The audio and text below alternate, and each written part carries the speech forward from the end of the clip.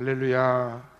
언제나 우리를 포기하지 않으시고 우리의 더딘 성장 속도에도 짜증을 부리시지 않으시는 좋으신 하나님을 찬양합니다. 기어코 우리를 변화시키셔서 우리를 하나님의 귀한 사역의 도구로 사용하신 하나님을 찬양합니다. 할렐루야. 제가 아는 어떤 목사님이 이런 이야기를 하셨습니다. 이분은 경상도의 어느 지방에서 자라셨습니다. 아버지를 일찍 여의고 고2 때까지 거의 공부를 하지 않았습니다. 전교 뒤에서 몇 번째 하던 분이었어요. 그런데 대학에도 뜻이 없고 그냥 재밌게 놀면서 살았어요. 그러던 어느 날 우연히 자기보다 몇 살 위의 형님과 어머니가 나누는 대화를 듣게 되었습니다. 자신이 자는 줄 알고 그 형과 어머니가 열심히 하는 그 이야기를 듣는 그 과정에 자신이 깨어 있었던 겁니다. 그런데 어머니가 눈물을 짓고 한숨을 계속 쉬면서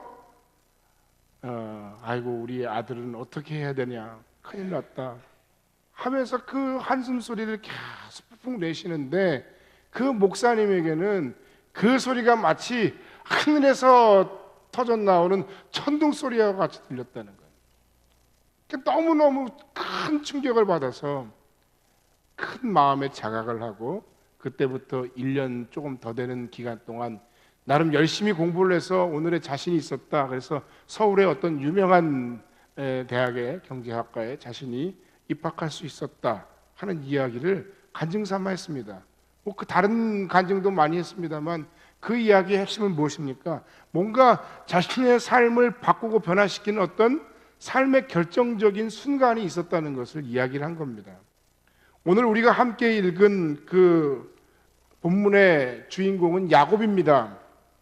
이 야곱은 이삭과 리브가의 아들이죠. 근데 이삭과 리브가는 하나님의 축복의 사람이었지만 굉장히 오랫동안 아이가 없었어요. 어렵게 힘들게 아이를 임신했는데 그 아이들이 쌍둥이였다는 거죠. 쌍태를 임신하였고 드디어 출산을 했습니다. 그런데 그 출산의 현장에 참 희한한 장면이 나왔습니다. 동생이 형의 뒤를 이어서 어머니 뱃속에서 나오는데 형의 발 뒤꿈치를 잡고 나왔다는 겁니다. 굉장히 특이한 아들이죠. 이 둘째 아들의 이름이 야곱이에요. 오늘 이 야곱이라는 이 사람이 하나님 안에서 물론 전 인생의 전 과정을 통해서 조금씩 변화되고 성장된 어떤 삶의 과정들이 분명히 있지만 그러나 그의 삶의 인생의 첫 번째 어려움과 그 가운데서 만나는 그의 삶의 결정적인 변화의 장면이 바로 오늘 우리가 읽은 창세기 28장의 내용 가운데 잘 나와 있습니다. 형제는 너무 달라요. 쌍둥이였음에도 형은 굉장히 성경에 보면 사냥꾼이고 몸에 털이 많고 단순하고 무식하고 힘이 센 사람. 털이 많다고 무조건 힘이 세진 않겠지만 무식한 건 아닙니다만 성경은 그렇게 이미지를 묘사하고 있어요. 야곱은 몸에 털이 없고 주도 면밀하고 욕심이 그리고 야망이 있고 뭔가 하나님의 축복을 얻고자 하는 일에 강력한 욕망을 가진 사람이었다라고 성경은 표현하고 있습니다. 그래서 이 동생 야곱은 뭔가 남들보다 좀 잘 되고 뭔가 남들보다 좀 잘 살고 복을 받는 그것이라면 수단과 방법을 가리지 않았어요. 형이라도 오늘로 속된 말로 형을 제껴서라도 내가 형이 받을 하나님의 축복마저 내가 받아야 되겠다. 그래서 그 야곱은 치밀하고 주도 면밀하게 형의 장자권을 빼앗고 아버지를 통해 주어지는 장자가 받을 그 하나님의 그 축복마저 그가 가로채고 말았다는 겁니다. 야곱을 편애하는 어머니 리브가의 기울어진 애정 역시 야곱으로 하여금 원하던 것을 얻지 못하면 만족하지 못하는 그런 아이로 키우는데 일조했을 것이라고 하는 추측이 가능하게 합니다. 그의 인생의 모든 성취의 목표들은 성취하려고 하는 모든 바들은 반드시 이루어져야 했고 어머니와 아들의 그 모의와의 그 모든 전략은 형을 왕따시키면서까지라도 형의 이익을 빼앗는 상황에 이르고서라도 결국 성공적인 결과를 얻는 것처럼 보였습니다. 하지만 그의 모든 삶에 이루고자 하는 보이는 것들은 다 이루고 다 얻었고 다 성취한 것처럼 보였지만 그 결과로 그가 잃어버린 것들이 있었습니다. 뭘까요? 그는 그 가정 속에서 그의 잘못되고 삐뚤어진 욕심 때문에 그가 속한 그의 가정이 깨지는 아픔을 겪어야만 했습니다. 형 에서는 상처를 받았고 야곱에게 분노한 형을 피하여 그 야곱은 그 집을 떠나야만 했습니다. 어머니 역시 자기 가장 사랑하던 아들을 먼 곳 1, 2km도 아닙니다. 1, 200km도 아닙니다. 부엘세바에서 하란까지 거의 1000km입니다. 1000km에 가까운 그 거리로 아들을 마치 도망자처럼 떠나보내야 하는 그런 이별의 아픔을 겪고야 말았습니다. 첫 번째 장면은 돌베개입니다. 야곱이 도망쳐서 형의 분노를 피하며 자신이 걸어가는 그 길이 어떤 길인지도 모르고 그 길을 삼촌 라반의 집을 향해 지금 도망가는 중입니다. 이미 말씀드린 것처럼 1000km 가운데 한 100km쯤 갔을 겁니다. 길이 어둑어둑해졌습니다. 그 밤의 어두움은 야곱의 삶에 드리워진 인생의 어두움을 상징하는 것 같습니다. 그는 그곳 노상에서 잠을 청해야 했습니다. 여러분 뭔가 서글픈 생각이 들지 않습니까? 심지어 그는 돌베개를 자고 잠을 자야 했습니다. 그날 그 밤에 그의 삶의 운명을 가를 수도 있는 결정적인 하루를 경험하게 되리라는 것을 그는 아마 꿈에도 생각지 못했을 겁니다. 여러분 우리는 야곱과 같은 삶을 삽니다. 왜 우리는 야곱처럼 그렇게 살아갈까요? 한국 사회를 대변하는 핵심 키워드 중에 하나는 바로 경쟁과 비교입니다. 내가 원하는 것을 얻기 위해서라면 수단과 방법을 가리지 않습니다. 이것이 우리가 사는 우리의 삶의 현실입니다. 그런데 여러분, 왜 우리는 그토록 열심히 수고하고 땀 흘릴 뿐만 아니라 내가 얻고자 하고 내가 칭찬한 것을 얻는 그 모든 과정 속에서 누군가의 마음을 아프게 하고 누군가를 상처 주며 심지어는 누군가를 경쟁해서 이겨서 어떤 그 자리에 이르렀음에도 불구하고 왜 우리는 여전히 행복하지 못한 걸까요? 왜 우리는 여전히 우리의 삶이 풍성하다고 느끼지 못하는 것일까요? 없으면 없는 대로 우리는 빈곤하고 뭔가 많은 것을 얻으면 얻을수록 또한 우리의 마음속에 채워지지 않는 삶의 마음에 공허함이 있는 것이 사실입니다. 이 땅에도 지금 이 시대에도 여전히 야곱과 같은 모습으로 또 다른 수많은 야곱이 자신을 어디로 이끄는지 알지 못한 채 뭔가 성공적인 삶을 위해 성공지향적인 삶을 열심히 살아가고 있습니다.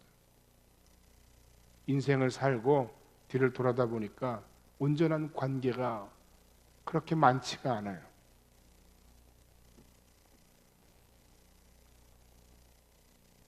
많은 것을 얻었지만 그러나 우리의 삶은 마치 방랑자요 도망자처럼 지금 무언가를 향해 무언가에 쫓기며 열심히 그냥 그저 그렇게 살아가고 있다는 겁니다. 많은 것을 얻은 것 같지만 만족함이 없습니다. 다 얻은 것 같지만 정작 중요한 것은 다 잃어버렸습니다. 쫓기는 신세입니다. 성공했지만 엄청난 결과를 이루고도 모든 것을 다 내려놓고 몸 하나 겨우 건져서 도망가는 야곱 같습니다.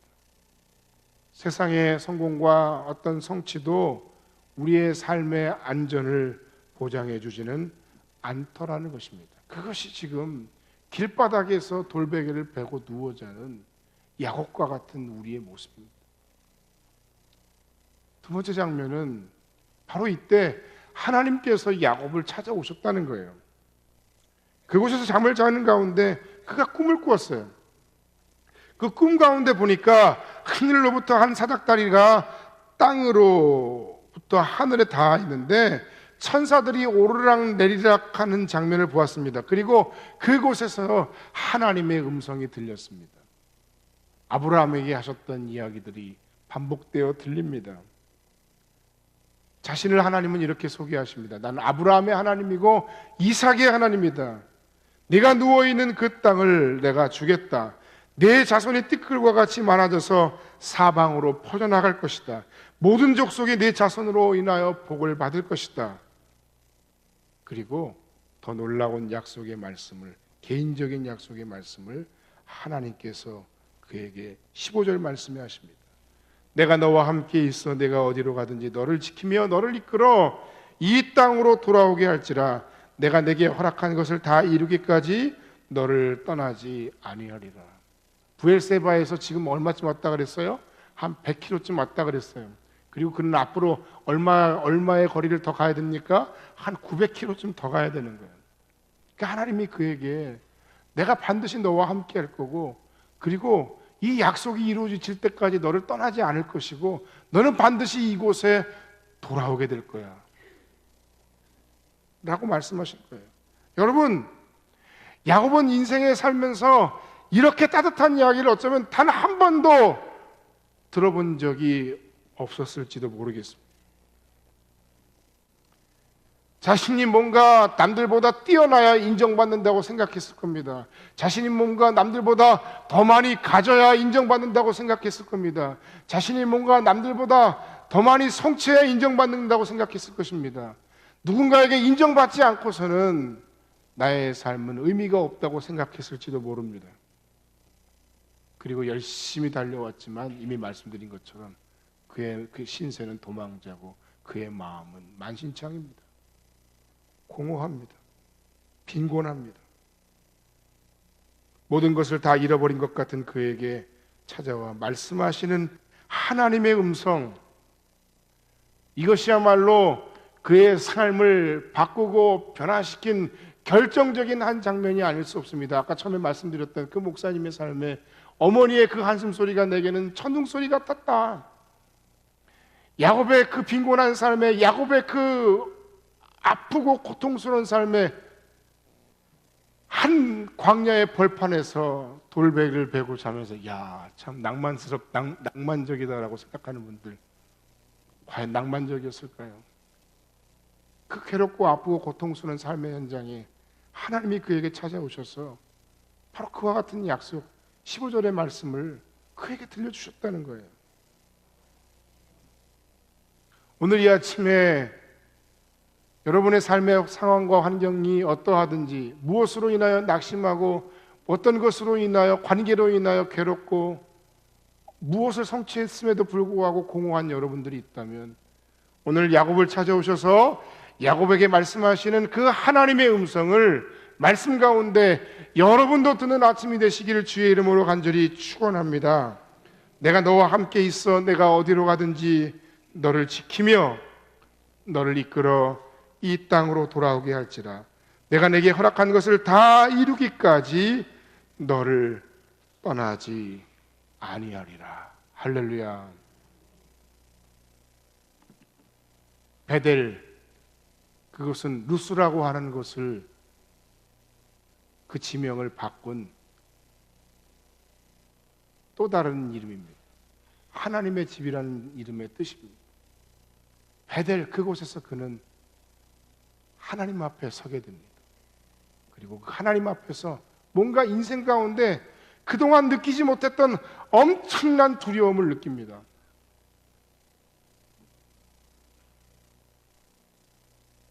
그는 과거에 여러 가지 모양으로 두려움에 떨던 사람이었습니다. 알 수 없는 자신의 앞날에 대해서 두려워했던 사람입니다. 채워지지 않는 자신의 강한 소유욕과 욕망으로 인해서 두려웠던 사람입니다. 경쟁에서 지는 것 때문에 그 질까봐 두려워하는 두려움에 떠는 두려움의 상징이었습니다. 그러나 지금 그에게는 더 큰 두려움이 몰려왔습니다. 비참한 자신의 모습을 누구보다도 정확하게 알고 계시고, 그럼에도 그 가운데 자신을 초청하시고 자신의 마음을 만지시고 따뜻한 음성으로 말씀해 주시는 그 하나님 앞에 그는 그동안 경험을 하지 못했던 또 다른 종류의 새로운 두려움을 경험합니다. 그리고 그는 이렇게 고백합니다. 여호와께서 바로 여기 계시거늘 내가 알지 못했구나. 그래서 그가 그 장소를 이름 붙이는데 그 루스라고 하는 그곳을 즉 하나님의 집이라는 이름의 의미에 베델이라고 하는 곳에 베델이라고 하는 이름으로 부르고, 그 베델에서 그는 하나님 앞에 예배자로 서게 되었다 하는 것입니다. 그는 돌베개를 제단 삼아 그것을 기둥으로 세우고 그 위에 자신이 가지고 있던 소중한 기름을 부어서 그 제단에 그 기름을 하나님 앞에 드릴 예배의 예물로 드립니다. 그리고 하나님 앞에 다음과 같이 약속을 하죠. 20절 이하에 하나님이 나와 함께 계셔서 내가 가는 이 길에서 나를 지키시고 먹을 떡과 입을 옷을 주시어 내가 평생에 아버지 집으로 돌아가게 하시오면 여호와께서는 나의 하나님이 되실 것이요 내가 기둥으로 세운 이 돌이 하나님의 집이 될 것이요 하나님께서 내게 주신 모든 것에서 10분의 1을 내가 반드시 하나님께 드리겠나이다. 여러분, 이건 부정적인 의미의 해석과 긍정적인 의미의 해석 두 가지가 다 가능합니다. 먼저 부정적인 의미의 해석은 무엇입니까? 여전히 그럼에도 지금 이 야곱은 아직까지도 하나님 앞에 지금 딜을 하고 있는 거예요.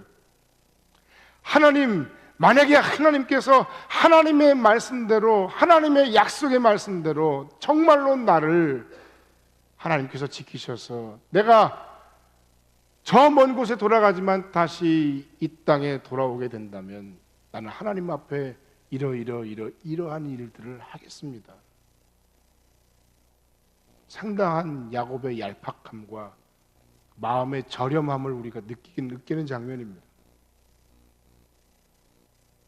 그럼에도 불구하고 하나님은 개의치 않으셨어요. 그의 마음을 아심에도 하나님은 용납하셨어요. 그를 기다려 주셨어요. 사랑해 주셨어요.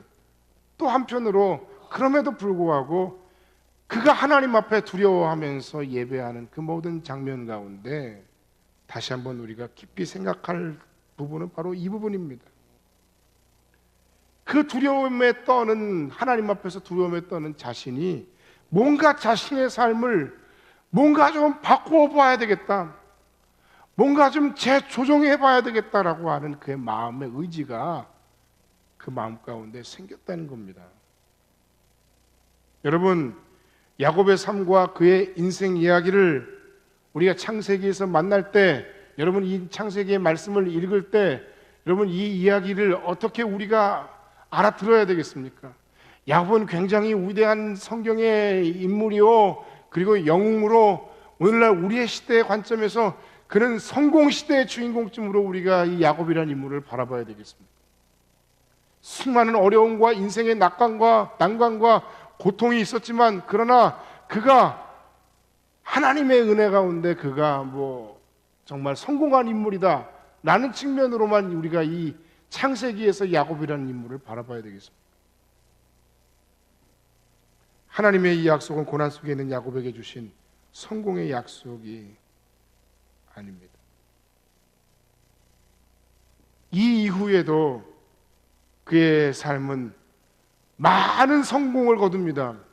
삼촌 라반의 집에서 뿐만 아니라 가나안에서 엄청난 삶의 부를 갖게 됩니다. 하지만 그의 삶은 더욱 공허했고 심각한 고난과 어려움의 문제 속에 직면합니다. 그는 말년에 흉년의 때에 바로 왕 앞에 서서 자신의 삶을 이야기할 때 이렇게 얘기합니다. 내가 험난한 삶을 살았다. 그의 삶에는 사랑과 애증과 배신과 상처의 이야기가 계속되는 겁니다. 대표적인 장면이 창세기 35장에 딸 디나가 수치를 당하고 그 과정에서 야곱의 아들들이 세겜에 복수를 하는 그 장면 가운데 엄청난 위기가 오는 겁니다. 물론 상대방의 복수로 인해서 자신의 가정이 깨지고 그리고 멸문을 당할 그런 위기에 처한 것도 큰 고통이었지만 아마도 하나님의 사람인 야곱의 마음 가운데 이런 생각이 들었을 거예요. 내가 자식들을 잘못 키웠나? 내가 이 자녀들을 정말 잘 먹이고 잘 키우고 잘 살게 하려고 정말 온갖 수단과 방법을 가리지 않고 이 세상에서 큰 성공을 이루기 위해서 최선을 다했는데 이 자식들이 한 짓을 보니까 너무 어처구니가 없는 거예요. 살인자들이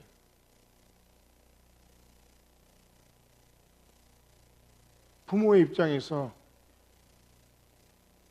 엄청난 살육을 저지르고도 떳떳한 그 자식들을 보면서 그 마음에 어떤 고통과 어떤 마음의 아픔이 있었을까요?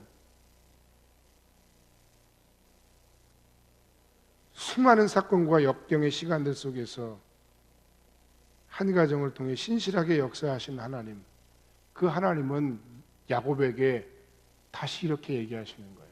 뭐라고요? 베델로 올라가라. 베델로 올라가서 내가 전에 쌓았던 그곳에서 내가 다시 제단을 쌓아라. 다시 예배자의 자리로 돌아가라. 회복해라. 그가 두려움을 떠는 자에서 예배자로 바뀌었다는 것의 핵심은 바로 이것입니다. 그동안 내 삶의 수고, 내 삶의 노력, 내 삶의 공로, 이런 것들로 내가 뭔가 의미 있는 삶을, 뭔가 내가 잘 살 수 있는 삶을 살아갈 수 있다라고 생각하고 살아왔는데, 그런데 우리의 인생은 내 노력과 내 공로와 내 수고와 내 땀만으로, 내 노력만으로 되지 않는 인생이라는 거예요.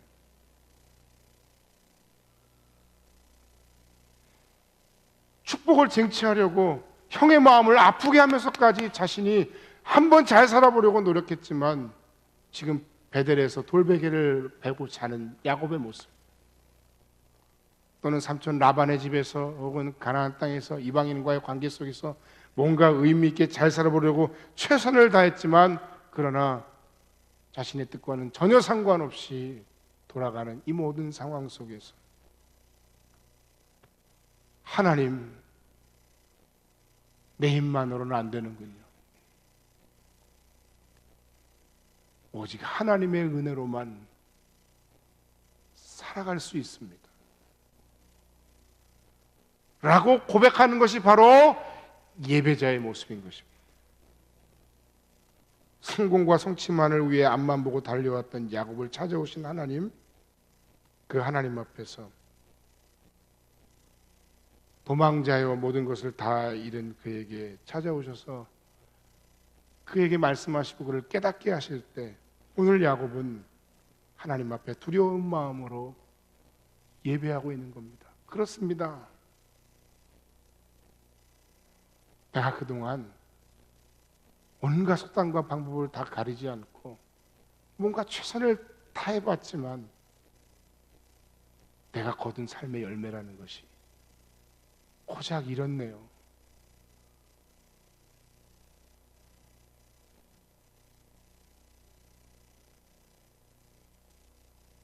하나님, 오직 하나님의 은혜로 삽니다. 오늘 그 하나님께서 오늘 이 자리에 예배하는 여러분들을 진실한 예배자로 부르십니다. 예배자의 가장 중요한 모습, 그것은 바로 나의 한계, 나의 연약함, 나의 실패를 고백하고 오직 하나님의 은혜로 삶을 고백하는 인생입니다.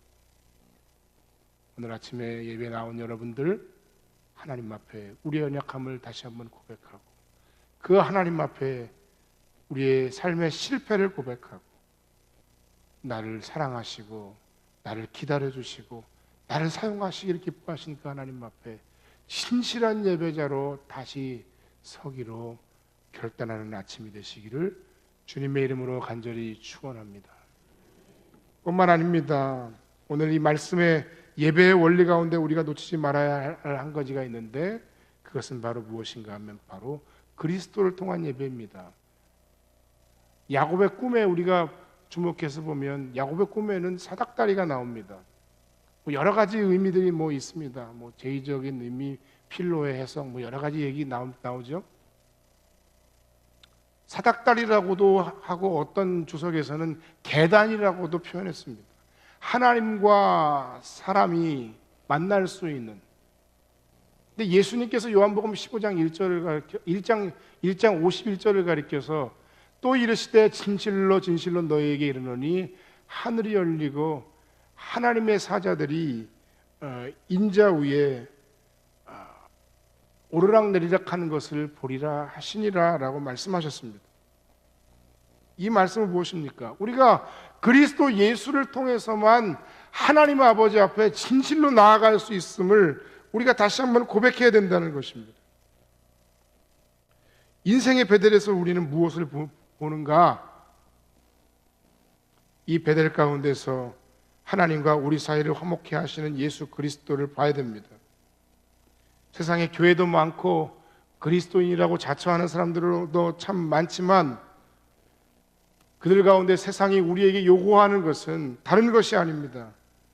우리를 통해서 예수님을 보여달라는 것입니다.